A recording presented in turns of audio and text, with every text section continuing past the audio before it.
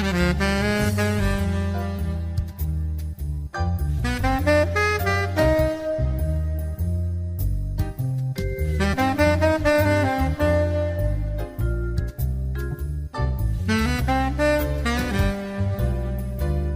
amis, chers auditeurs, bonjour, Monique Nakache pour Paris, Culture et Spectacle. Aujourd'hui, j'ai le grand bonheur, via Zoom bien sûr, de recevoir notre ami Daniel Roski, qui nous arrive avec un livre étonnant, qui interpelle, qui nous amène à nous poser beaucoup de questions. Et je dis avant tout, bonjour Daniel. Bonjour Monique et bonjour à tous les auditeurs. Alors Daniel, vous arrivez avec,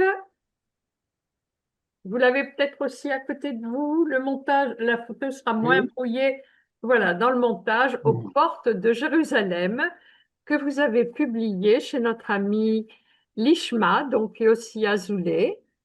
Et j'avoue que c'est un livre qui se lit, on ne peut pas l'arrêter, car tout démarre avec une semaine de vacances que vous entamez avec votre épouse, votre jeune épouse, en 2005.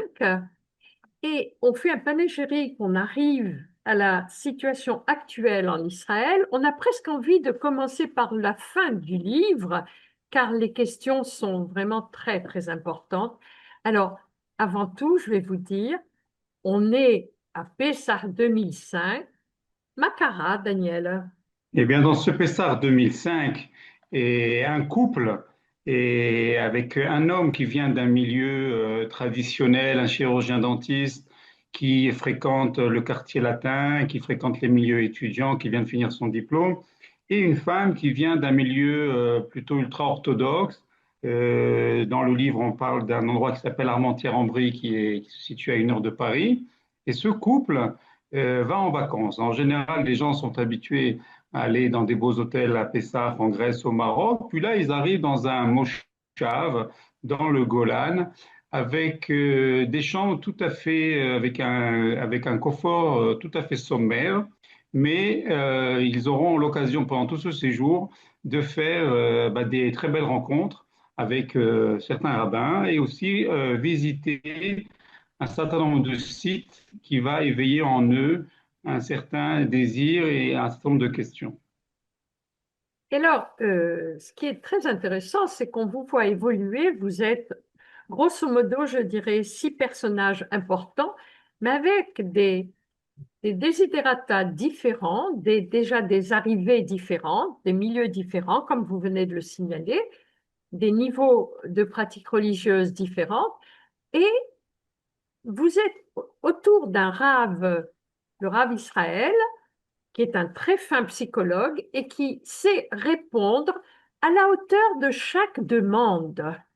Des Alors participants, par exemple, effectivement, lui dit, je trouve qu'il y a trop de prières, de trucs. Il lui dit, mais Léat, Léat, va à ta vitesse.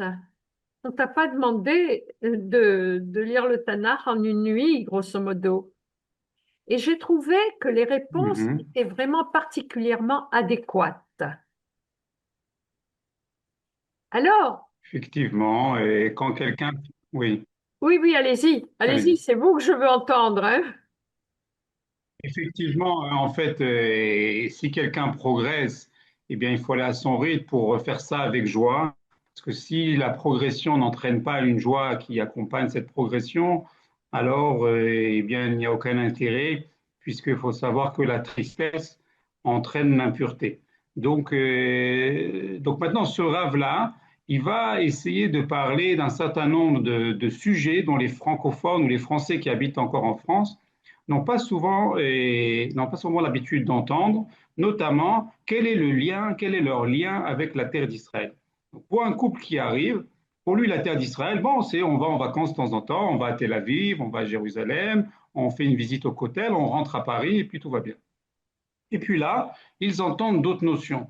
Quel est votre rapport avec la terre d'Israël? Est-ce que les gens font l'alia chaque année? Pourquoi font-ils l'alia? Est-ce qu'ils font l'alia par peur, parce qu'il y a un problème d'antisémitisme? Est-ce que c'est un désir de se retrouver ensemble au niveau culturel? C'est toujours plus sympathique de se retrouver ensemble, de pouvoir faire sa religion aussi sans problème. Par exemple, vous savez qu'en France, bon, les gens ils doivent attendre parfois une demi-heure devant une porte le vendredi soir parce qu'il y a un problème électrique, ou ils ne peuvent pas sortir dans la rue avec la kippa ou les tzitzit. Est-ce qu'on vient en Israël pour ça? Ou est-ce qu'il y a un autre lien beaucoup plus étroit, beaucoup plus intense avec la terre d'Israël, comme celle d'un mari avec sa femme, où au moment du mariage, il y a deux moitiés d'âme qui descendent sur terre, et il y a une réunion de ces deux moitiés d'âme qui forment une seule âme. Cette retrouvaille, c'est le mariage, mais c'est aussi le mariage entre le peuple et sa terre. Donc tout ça, ce sont des notions dont le français ne se pose pas. En général, même s'il va à la synagogue, bah, le rabbin va parler de Shabbat, va parler du mikvé, de la cacheroute, mais il va rarement parler de la terre d'Israël. Or, quand on arrive en Eretz Israël, quand même, comment peut-on parler de Torah sans parler d'Israël? Et en fait, ce livre tourne, si je devais choisir deux mots-clés pour votre livre, c'est en effet le mot Eretz, donc la terre, et le mot Emouna. Et je dis que vraiment tout tourne Effectivement, donc autour de la ces deux Emouna, c'est notions. oui, Allez-y, je voudrais que vous nous développiez effectivement. ces deux points. Et surtout la Emouna, puisque la terre, vous avez commencé à en parler, on va y revenir, mais la notion de Emouna, qui est quelque chose de très, très fort et de très fondamental. Effectivement. Donc là, Emouna, notamment, on a pu le vivre ensemble après 2 ans de guerre, où tout le monde a été transformé au jour le jour par des attaques avec des ennemis sur tous les fronts. Et donc, même les otages sont revenus et ont donné beaucoup de messages d'Emouna alors qu'ils étaient enfermés pendant 2 ans dans des tunnels. Donc, quel est notre rapport à Dieu? Quel est notre rapport avec les mitzvot? Est-ce qu'on a besoin de faire les mitzvot pour être en terre d'Israël? Aujourd'hui, on dit que tout habitant d'Eretz Israël est appelé tzaddik, est appelé injuste. Pourquoi dit-on ça? Parce que tout simplement, s'il n'était pas juste, la terre ne l'aurait pas accepté. Parce qu'il faut savoir que la terre accepte celui qui vient de manière modeste et de manière humble. Mais si cette personne-là, donc toute personne qui habite en Eretz Israël, ça va peut-être faire sortir des cheveux à certains rabbins français. Pourquoi quelqu'un qui est là en Israël, il a des tatouages, il ne fait pas Shabbat, il ne mange pas kasher? Pourquoi on l'appelle sadique? C'est Chesed Lavram qui le dit, ce fameux livre qui a été écrit notamment d'ailleurs à Gaza. Et, euh, et dans le Chesed Lavram, on explique que chaque Israélien est en fait sadique. Pourquoi? Parce que sinon, il serait déjà rentré depuis longtemps. Les raisons ne manquent pas. Si un Français arrive et parfois gagne beaucoup moins en Israël que ce qu'il gagnait en France, il peut très bien retourner en France. Or, il ne rentre pas. Si quelqu'un arrive en Israël et puis il y a la guerre, et puis il y a des bombes, et puis il doit se mettre toutes les 5 minutes dans une chambre refuge, et parfois il court dans la rue, et ses enfants sont tout seuls, et il ne sait pas comment faire alors que ses enfants sont en train d'arriver aussi à une pièce refuge, et qu'il reste encore en Israël, ça montre bien qu'il est sadique. Or, ça, ce sont des notions qui sont très peu expliquées en France. Oui, c'est très, très important. C'est très important ce que vous dites là. Honnêtement, c'est un livre à conseiller à tout juif vivant, certes en Israël, mais surtout en Galoute, parce que ça pose des questions essentielles qui ne sont pas forcément formulées dans les différentes choules et les différents milieux. Et alors, il y a aussi, dans cette semaine de Pessah que vous passez avec votre jeune femme, dans justement un statut qui n'est pas forcément très confortable, hein, dans une chambre au confort un petit peu sommaire, la salle de bain qui déborde, enfin, c'est pas le 5 étoiles, d'accord? Mais il y a une chaleur qui transparaît dans les salles de réunion et même lors des sédarim. Et vous étiez bien placé en tant que jeune couple pour faire la comparaison, puisque le premier sédar, vous étiez dans une table ashkénaze, où il y avait une certaine rigueur, un certain calme, un certain modus vivendi, mais le deuxième soir, nettement plus chaleureux, et vous vous apercevez que votre femme se met même à chanter, ce qu'elle refusait de faire au préalable. Et ce rave, justement, à un moment, vous convie à une visite de la région.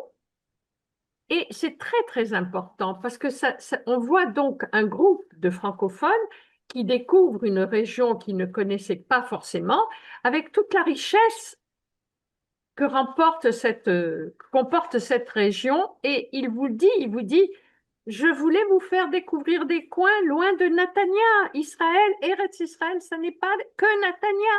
C'est certes Nathania, mais c'est aussi plus que Nathania. Mhm. Racontez-nous un petit peu votre trip comme ça dans cette région du Golan, particulièrement riche en vestiges d'ailleurs. Alors, il faut savoir que la jeune femme dans le récit, et en fait, vient d'une famille marocaine, une famille où elle est habituée à avoir des seder de Pessah avec beaucoup de monde. Et donc là, ce soir-là, il y a aussi une sorte de choc culturel. Et elle se met à pleurer. C'est déjà la première année de mariage et en même temps un choc culturel. Et il y a aussi toute la thématique du départ, de la manière que Abraham Avinu a quitté sa terre quand Dieu lui dit Lech Lecha. Et ben, quelqu'un qui fait son alias, c'est aussi parfois une séparation avec sa famille.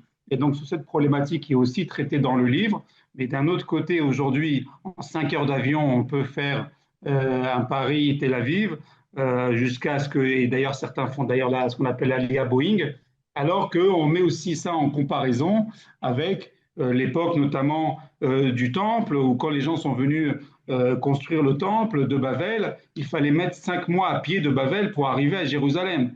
Donc quand quelqu'un de la famille partait pour Jérusalem, il savait très bien qu'il n'allait plus revoir sa famille qui restait à Babel.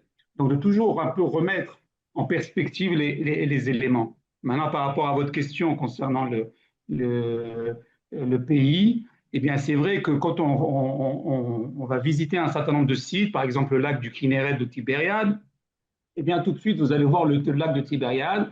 Ce n'est pas forcément le plus beau du monde, le plus grand, mais vous allez tout de suite eh bien, ressentir ce qu'on appelle un feeling, une intuition qui vient en fait d'une intuition collective. Et ce feeling va vous pousser à aimer cette terre sans vraiment comprendre pourquoi, à la manière d'un enfant qui regarde sa mère et qui est ébloui devant sa mère et trouve sa mère la plus belle du monde, alors que, bon, de manière objective, c'est pas forcément la plus belle du monde, mais pour cet enfant, c'est oui la plus belle du monde. Donc c'est ça notre regard en tant que juif quand on arrive, par exemple, devant les murailles de Jérusalem, vous entendez une petite musique, Yerushalayim Shel Zav, et ça vous fait quelque chose tout de suite. Vous ressentez cet aimant, vous ressentez aussi cet élastique qui vous attire vers la terre d'Israël. Maintenant, comment ça se fait que si on est tellement attiré vers la terre, ben, les Juifs se retrouvent aussi en France, c'est que quand on re-rentre après un voyage, après certaines vacances, très souvent, ben, on retrouve un peu ce qu'on appelle métro, boulot, dodo, et on oublie la terre d'Israël. Et il y a en fait en France ce qu'on appelle des carapaces, des clipotes, qui fait qu'il y a une sorte d'impureté environnante qui nous fait oublier notre lien avec la terre. Et c'est pour ça qu'à l'époque, le rabbi Shlomo El-Kabetz, dans son chant Les Chadodi, que toutes les communautés du monde chantent, eh bien, il a fait exprès, alors que juste les deux premiers paragraphes parlent de Shabbat, puisque c'est l'entrée de Shabbat le vendredi soir, mais tout le reste du texte parle du lien avec Israël. Donc, pour ceux qui ne parlent pas l'hébreu, prenez un siddur traduit en français et vous comprendrez chaque Shabbat. Ça vous permettra aussi de vous relier et de à partir du moment où vous venez en Israël et vous ressentez le lien, mais après, parfois, vous repartez en France et vous avez déjà oublié, de toujours vous connecter et de comprendre que le judaïsme de l'exil n'existe que de par sa connexion à Israël, à la manière d'un poisson ou d'un nageur, plutôt d'un nageur pardon, qui va être dans l'eau, il va pouvoir nager longtemps, tout simplement. Pourquoi? Parce qu'il va prendre de l'air avant de rentrer dans l'eau, il rentre dans l'eau et puis il ressort pour reprendre de l'air. Donc le juif de diaspora peut continuer à vivre à partir du moment où il prend de l'air de la terre d'Israël. Alors, on va encore approfondir même cet élément, puisque vous dites, vous parlez de la prophétie qui réellement ne peut s'appliquer qu'en Eretz Israël. Alors, à vous la parole. Et vous allez Oui, même jusqu'à dire que le Rambam aurait été prophète s'il n'avait pas été Chus Laaretz, en dehors du pays. oui, effectivement, le Rambam est déjà arrivé à des très très très hauts niveaux, pas seulement le Rambam, le Rashi et beaucoup de nombre de rabbins pendant la période de l'exil. Et donc, ça veut dire que pendant cette période de l'exil, s'ils ont réussi à atteindre un tel niveau, alors forcément, en Eretz Israël, il sera arrivé à un niveau beaucoup plus grand. Comme on dit que l'ère d'Eretz Israël rend intelligent. Ça veut dire rend intelligent, c'est que l'ère d'Eretz Israël, eh bien, est favorable à l'imagination qui est le premier stade de la prophétie. Comme on le sait, pendant la période de la Gemara, pendant la période des temples, il y avait de très, très, très nombreux prophètes dont on n'entend pas parler puisque leurs prophéties n'ont pas eu d'intérêt pour l'histoire à venir. Mais beaucoup de gens étaient prophètes. Et d'ailleurs, nous sommes un peuple de prophètes et le but, c'est de revenir, c'est de revenir prophète. Et pour pouvoir revenir prophète, on a besoin de cette connexion à une certaine sainteté qui est la sainteté de la terre. Alors, Daniel, dans votre livre, nous avons accès à 16 chapitres. C'est un peu la raison pour laquelle je vous avais dit en préambule que j'étais tentée de commencer par la fin, parce que les deux derniers chapitres, bien sûr, sont consacrés à la terre, pardon, à la guerre et à cette terrible journée du 7 octobre 2023. Et vous soulevez en même temps des questions qui sont très, très importantes pour les francophones, par exemple, la peur qu'ils ont eue justifiée quand ils se sont retrouvés confrontés à la guerre. Et je crois que vous avez même pris sur vous d'organiser chez vous, à votre domicile, des groupes pour renforcer un peu cette émouna. OK? Je vous félicite pour cette initiative qui est très forte et qui doit, à mon avis, apporter énormément. Quelle a été la réaction des francophones autour de vous? Alors c'est vrai qu'au début de la guerre, donc ça permet en même temps dans le livre de voir aussi un récit par des gens qui ont vécu sur place et de voir un peu les sentiments de gens qui ont vécu pendant ces 2 ans de guerre, mais de toujours de les relier à ce qu'on appelle la Emouna. Donc c'est vrai que les gens, pendant les premières semaines, étaient scotchés à leurs écrans, essayaient de regarder 24 heures sur 24 les informations. Or malheureusement, tout ça, ça sape un peu le moral et il fallait essayer de relever le moral des gens. Donc, c'est ce qu'on a fait nous, c'est ce qu'ont fait beaucoup de rabbins et de personnes, d'aller notamment sur les bases pour essayer de donner du moral aux soldats, de leur amener des choses, à manger des choses sympathiques, et en même temps pour les francophones qui habitaient en Eretz Israël, pour leur donner un peu de force.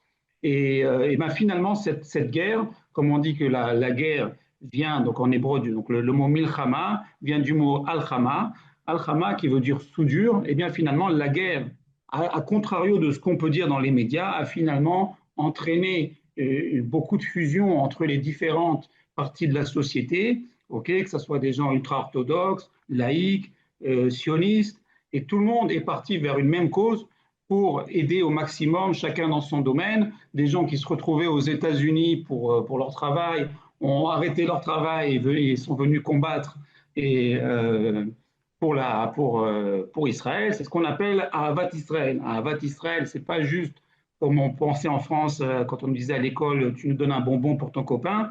C'est pas ça. Ahavat Israël, c'est d'être prêt à se sacrifier pour son prochain. Ça veut dire que même si, par exemple, vous êtes dans un autobus et vous avez un Haredi, un ultra-orthodoxe à côté d'un laïc, eh bien, et puis malheureusement, vous avez un terroriste qui vient, eh bien, le laïc qui vient empêcher le terroriste de mettre un coup de couteau à son voisin qui est ultra-orthodoxe, même s'il ne s'entend pas avec lui au niveau politique ou même s'il n'a pas de grand intérêt, etc.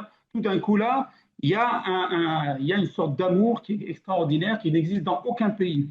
Puisque, comme on le sait, dans toute l'histoire, même des Français juifs qui se sont battus parfois pour la France dans la Première Guerre mondiale ou d'autres guerres, ne seraient pas partis au Maroc ou en Russie pour se battre pour d'autres juifs dans d'autres pays. Donc c'est ça le Avat Israël, ce qu'on appelle, c'est comme dans les parachutes que nous voyons en même temps, quand Judas, Yehuda est prêt à venir à affronter Yosef pour sauver son frère Binyamin, c'est là, quand il y a ce désir de sauver son frère, c'est là que la Géoula, la délivrance, est en marche. Je ne voudrais pas dévoiler tous les nombreux exemples que vous donnez, parce que j'avoue que dans ce livre, il y a d'une part beaucoup d'humour, mais on apprend aussi beaucoup de choses, y compris des trucs qui relèvent de la réalité. Je vais simplement rappeler Alain avec les vedettes de Cherbourg. Oui. Bon, mais je n'en Oui, parlerai pas parce que j'invite les auditeurs à le lire. Et honnêtement, oui. je m'étais posé la question à un moment, est-ce que Daniel Roski n'a pas eu cette demande de la Sornoute, de la Jean juive? Parce que c'est un livre qui donne une force euh, à ceux qui en manquent un peu, qui vacillent encore et qui, je pense, après la lecture de votre livre, seront prêts à sauter et à se retrouver en Eretz Israël. C'est ce qu'on espère. Maintenant, c'est de toujours essayer de comprendre quand les gens veulent, ou en tout cas réfléchissent à l'ALIA, de comprendre qu'est-ce qui les rattache à cette terre, d'où vient cet amour pour cette terre, même ceux qui ne viendront pas tout de suite, de sentir cet amour, de comprendre cet amour, de pas croire que nous vivons en France et qu'on est des citoyens de religion juive. Ok, même si pendant 2000 ans, on a été empêchés d'être juif de manière pleine et entière de par l'exil, ok, eh bien le judaïsme c'est aussi c'est d'abord une nation, c'est le fait d'être attaché aussi à une terre et c'est pas quelque chose qui est juste spirituel, c'est aussi le fait de pouvoir développer une économie, une industrie et tout ça c'est pourquoi, c'est tout simplement pour que Israël soit plus fort. Et à quoi ça sert qu'Israël soit plus fort? Puisque finalement Israël est le cœur des nations pour qu'au au bout du compte, Israël va devenir la plateforme de la morale qui est en fait la morale divine. Donc en fait, on a tous aujourd'hui un rôle à essayer de développer d'une manière, peu importe de quelle manière, l'État d'Israël, ok. Et à contrario de ce que certains pensaient que l'État a été formé par des laïcs, donc n'a rien à voir avec les religieux, etc. Tout le monde doit faire son effort pour faire avancer l'État, puisque celui qui fait avancer l'État fait au bout du compte avancer la morale divine. Je rappelle donc Aux portes de Jérusalem, aux éditions Lishma, que l'on peut trouver dans toute bonne librairie et sur Amazon, je crois, Daniel, et en Israël à la librairie française. Sur librairie française, sur Mossad Bialik aussi, le titre, le site. Merci, Daniel Roski. Merci Monique, à bientôt. Quant à moi, chers amis, je vous dis à la semaine prochaine, Monique Nakache pour Paris Culture et Spectacle.